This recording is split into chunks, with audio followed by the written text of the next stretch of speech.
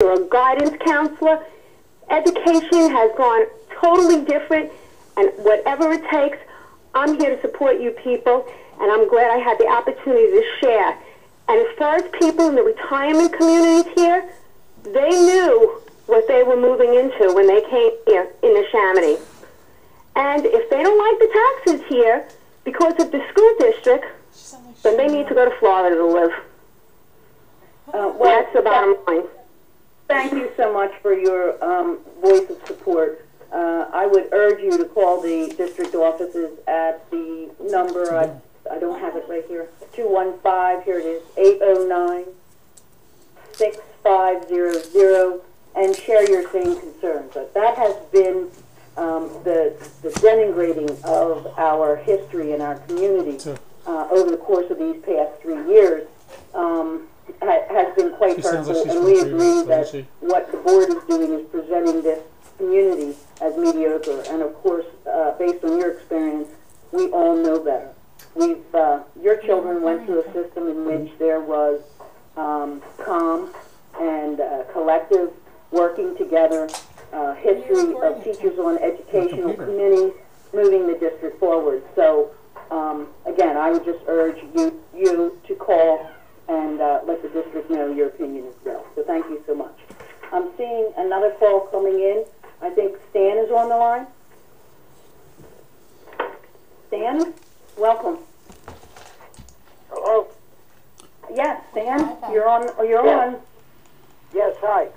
I'm just wondering, could you keep this going as not to get the pay raise, but just to keep the benefits, and that is your pay raise, in other words.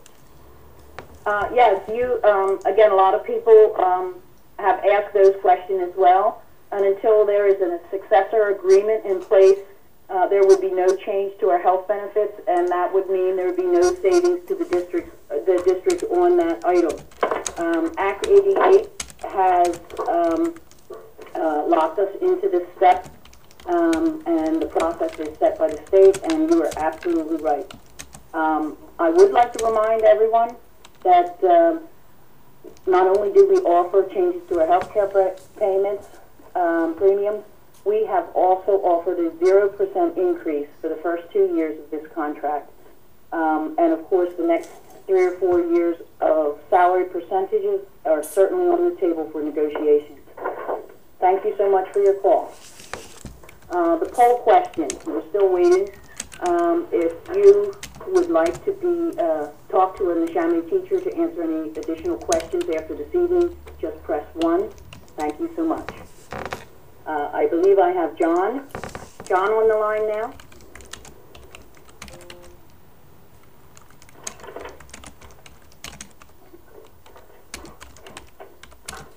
John, are you with us? Yes. Can you hear me? Yes, I can. Thank you for joining us. My question is, where can I go to get information about what the NFT is proposed to the school board? Because I find many sites that show probably erroneous data of what you guys are offering versus what the school board is willing to accept. So, that's my basic question. Okay, well, are you familiar with our website? It's www.nftcommunity.com. We have our latest proposal posted on that website for any community member to find. I think it would be an interesting endeavor for any community member to do a comparison of the board's last proposal, which they gave to us in August. But you can find our proposal on that website. I believe it's also linked to a YouTube site. So that would be where you would get that information. And I have seen that site. I think it's rather short on details, if I recall. Was the proposal there? I don't really see the details, that are continually being disputed. Right. Well, the last offer that apparently, I'm not sure if you found it or not, but proposal we had is relatively short.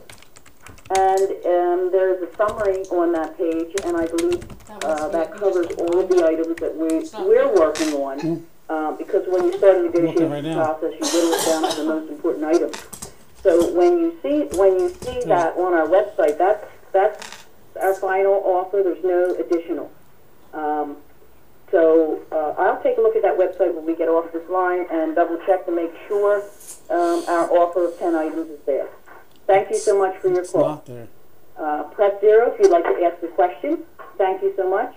I believe I have Paula on the line. Yes. Paula, are you with us? Yes. I want to ask about what about me clause, how affects the cost of the health care, because for what I understand, if that goes in effect for everybody else in the Neshaminy district, there will be no cost. It just means it's so much more expensive when it comes to the health care. Well, again, that's another great question. We've dealt with that question on and off these past couple of years. The school board felt as though that was appropriate to negotiate with other units and put that Me Too clause in with the expectation that they would have to deal with it at some point. But at this point in time, it's not every single employee. The way they handle the support staff, many of their support staff members are not under that Me Too clause. Will have a minimal financial impact on the overall cost of the Me Too.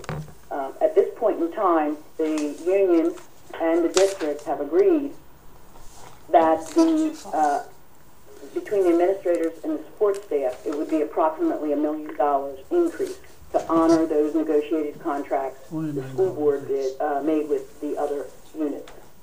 Right. So why can't the teachers accept that type of contract? Well, because we're not negotiating for the administrators and the support staff. We're working very carefully with the set of facts that we have as they relate to the certified staff. I guess the best answer I have for you is you should talk to the school board about offering such a thing in a resolution when they know they're meeting with other units later on to deal with these negotiations. I can simply say I hope they planned in financially for such a clause. Hey, I'm sorry, do I have Michelle or do I have, I'm sorry, Joan. I think I have Joan. Hi, yes, this is Joan. Why is the board not negotiating? To me, that is the perfect question. It's not one I can answer other than the fact that there is some underlying goal that this particular school board has entered into in terms of changing huge parts of our current collective bargaining agreement. I can't answer why they're not doing what they're doing. I can only answer what we are doing and what we're trying to do. I do believe that over the course of these 3 years, they must have had a successful level of savings, since every employee of the certified staff has not received a raise, nor have they received their nor have they received any additional wages based on their experience. So it is my expectation that they save quite a bit of money by not negotiating. Thank you very much for your call. Press 0 if you'd like to ask a question. Hello. And we're coming up to our next question. And Michelle? Yeah, I would like to know, I know negotiations, everybody, goes in and says, I want A, and the other person says, I want Z, and you try to come into the middle. But why not set up a contract where you're going in with your bottom line, just to try and get it over and done? Like, I know they said they're willing to pay a fixed 8%. If you're really willing to pay 15% or 12%, go in and say, this is our bottom line, we're willing to pay 12%. Why not give the bottom line on both sides, and then maybe it might be easier to come to an agreement instead of trying to, work each other down? I have a two-part answer to that. I would say on the first part, the best way to get to the bottom line is to accept binding arbitration and allow both parties to share the facts and allow a person that is non-related to the process tell us where the middle is. The board refused to do that. Secondly, the second part of my answer is 4 years ago the board put an offer in front of us, and that offer from 4 years ago remained essentially unchanged. I don't know, each time they gave us a new proposal, they added additional items to it, and there's somewhere around 60 items on their list. Our last caller did not believe that we had much detail on our proposal. The reason is because we're down to 10 items. We're down to 10 items. So it really has two parts, and we're looking to find a way to get the board to do exactly that. Okay, thank you so much for your question, Pete. I think Pete's on the line. And again, I remind you to continue with our poll question, which was if you would be open to talking to a Neshaminy teacher to answer further questions, press 1. Thank you. Pete, are you on the line? Welcome. Oh, thank you. Yes. My question is that this has taken 4 years to resolve, and from what I understand, I think it's Act 88 that everything remains status quo as far as the contract goes. What incentive does the board have to resolve this, and what other ammunition does the teachers have to try to get this resolved? Because you were just talking about arbitration and the board not wanting to go to arbitration, which I agree would be a logical step to go to. Right, right. Well, as things relate to status quo, it's a complex issue. But I think the heart of your question, what incentive does the board have to negotiate and end this, because we are on status quo? And for whatever reason, the board feels very comfortable with the unrest that is being generated in this community over this impasse. So apparently the savings that they're garnering from our teachers who have been frozen for 4 years is enough reason for them not to negotiate. While we would like to suggest settling this impasse would be the greater good, to move this district back to where we need to be. So thank you very much for taking your time tonight. I have another caller. I believe James is on the line. Yeah. James, thank you for calling in. Yes, my question is why do you believe that the school board needs to negotiate when they've laid out on the table exactly what they can pay for? And since you dispute this, can you put your proposal into the budget and just show the numbers line item for line item? Well, there are a number of things, and I do appreciate the question. They have refused to answer those exact questions at the bargaining table. Earlier this year, we sat down with the administrative staff in charge of human resources and the business administrator's office, and worked very diligently to get a set of numbers that the district could not dispute. And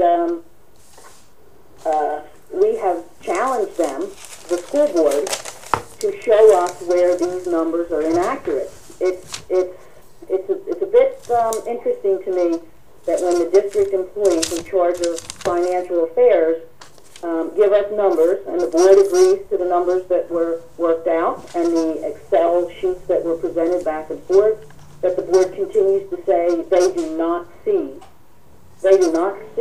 how this contract can be settled, while we continually sit at these sessions trying to roll up our sleeves and figure out a way to get this done. We do believe that over the course of the past 2 years with 0 tax increases, they still have been able to save money, primarily on our salaries. Looks to me about the tune of $5 million each year. And again, we're using the same numbers the board's using. I would love someone to ask the board the same question you asked us tonight. How is it that they don't have money that we see on documents that we collaboratively produce? Thank you so much. I would like to take our next call. Kim? Hi. We talked about binding arbitration earlier, and it does seem like the next logical step. I'm wondering, what could the board be hiding that they don't want to go to fact finding, that they wouldn't want to buy an arbitration if they feel that they're in the right? I can't answer that question because it is mine.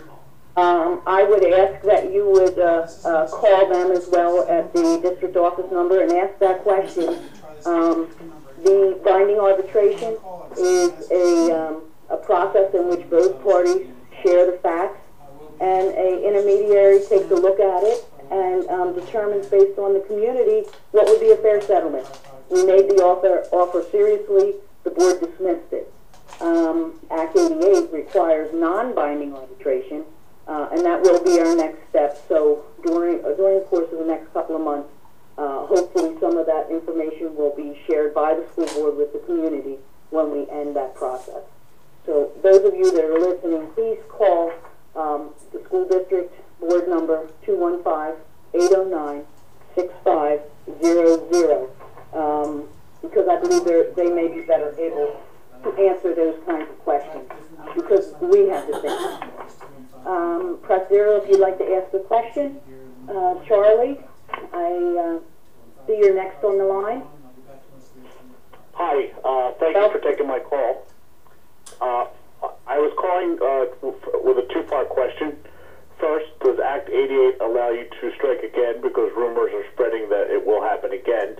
And if it does, do the teachers plan to do such a thing? According to the Act, after non-binding arbitration, if either side rejects the recommendation of the third-party arbitrator, then yes, in fact, Act 88 allows the teaching staff to have a second legal strike in one school year. And the second question is, would we contemplate doing that a second time in the year? Unfortunately, my answer is yes. Through good faith negotiation, we expect to get a contract before that timeline expires. But if in fact we can't get to a fair negotiated contract, that will be our only option. We are quite hopeful, and it really is in the board's hands. Okay. I'm looking at the clock. It's almost, it's a little after 9 minutes to 8. We're going to be closing our questioning and end our telehall conference in approximately 9 minutes. Okay, thank you. I believe Janice is on the line. Yes, I have two questions. I wonder, why should the board consider what the union is asking when the PSSA scores at the high school have failed to meet adequate yearly progress for the 7th consecutive year, and exactly what is unreasonable about what the board has offered when you take into consideration the economy and how it's affected the community, the people that live in this community? They are two very significant questions. As a teacher at Neshaminy High School for the past 15 years, failing to meet AYP has been a great source of sadness and concern of all the members of staff at Neshaminy High School. AYP is designed by the state, required by the federal government, and what AYP means is you have to hit the bar on, I think 5 major educational pieces. And then in addition, so overall, we're meeting the standards. Unfortunately, there are subgroups within our population, and anytime a subgroup doesn't meet that bar, then you do not meet AYP. And what has happened year after year after year at Neshaminy High School is one year one subgroup meets the standard, but another one does not. The following year, a different subgroup doesn't meet the criteria for meeting AYP. So it's not necessarily an overall failure of Neshaminy High School. It has consistently been one subgroup. So I appreciate you asking that question, because it's a difficult thing to follow. The second question. The second question was. I'm very sorry. I missed the question's not here in front of me, so I apologize. And thank you for your call. And your credit card company Hi, this is Vince. I have a question for you, Louise. Yes. I observed that the board stopped talking about closing an elementary school about the same time that the teacher's contract came up for negotiations about 4 years ago. And I'm wondering if that was due to the need to increase class sizes to be able for the board to close an elementary school and consolidate. And I was just wondering if there's a pressure from the board to increase class sizes in your negotiations. I'm a little not qualified to answer the question based on what the board is demanding, because in the latest proposal, they have a proposal to increase class size to that of about 12 years ago.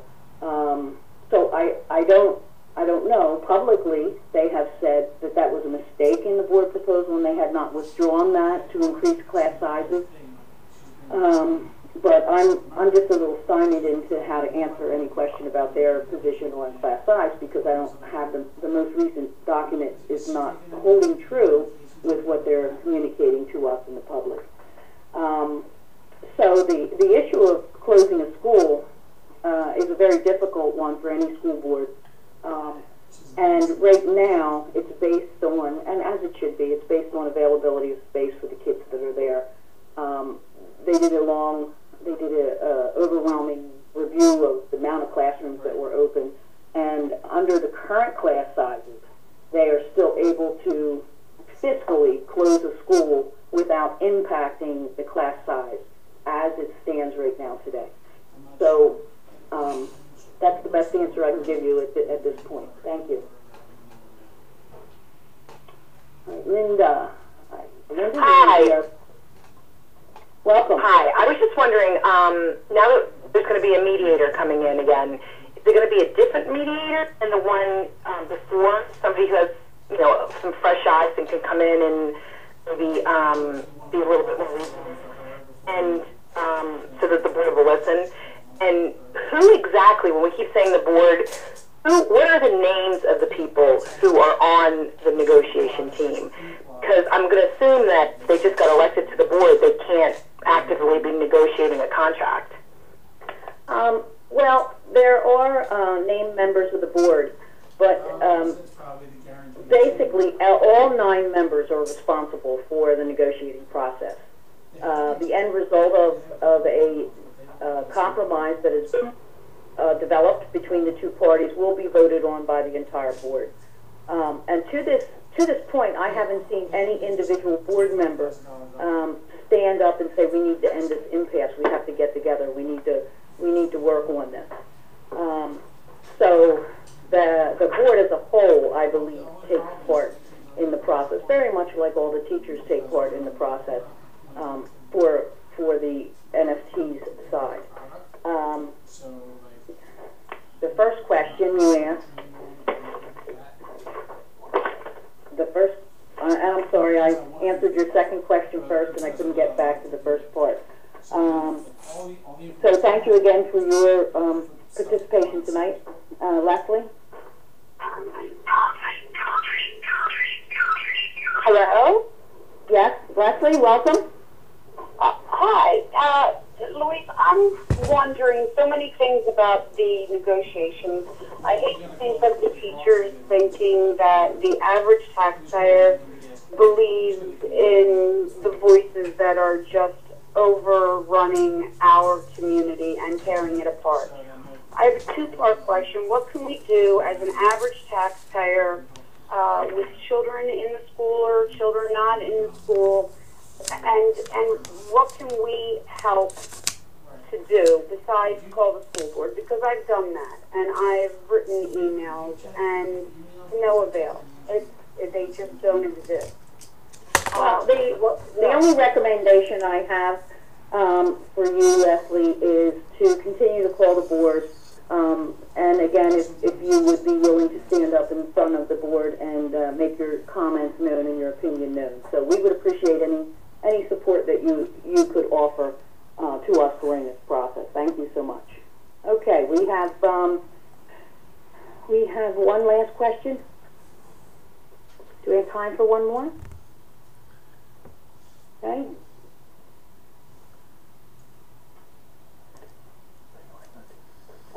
Harriet.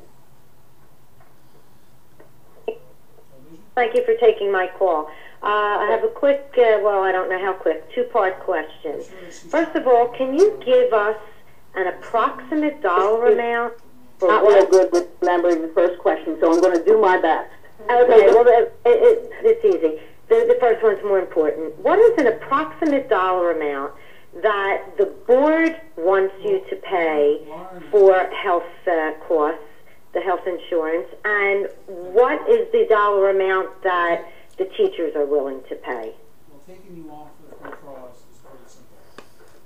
And if you pay them, we're willing to pay 8% of the total cost of our insurance coverage, and in addition, the lesser plan with a lesser amount of money, approximately $2,000 for a family. So the total cost is approximately $2,000. Yes. Okay. Now, I live in a 55 and over community, so of course a lot of us are concerned about, we pay very high real estate taxes, and a lot of the people in this area have not been reassessed for many, many years. So we're carrying the burden of that. Our concern is that, are you saying that there is enough money, that there should not be a need to raise taxes for us? Well, we're saying a combination of both. The board has used our comments about having a modest tax increase that would be under the rules that school boards must adhere to. But we also know there are millions in reserves, and there are ways of taking a look at how to cost out this particular negotiations to get to the end of this by balancing what monies are there with a modest tax increase. And I think the board has shared frequently the 2 years that you have gone without an increase in your taxes. So the cost of a 1.9% is something you could develop on each individual tax assessment. Thank you very much for the call. I would like to finish tonight by thanking everyone who participated. And if, in fact, you would like to have a conversation with the Neshaminy teacher to answer additional questions, please press 1, and we will do our best to get back to those individuals interested in talking to us. I appreciate your time tonight. I appreciate your support, and we're very hopeful for the next couple of months and this non-binding arbitration process. Thank you and good night. Please leave your message after the tone. When done, hang up or press the pound key.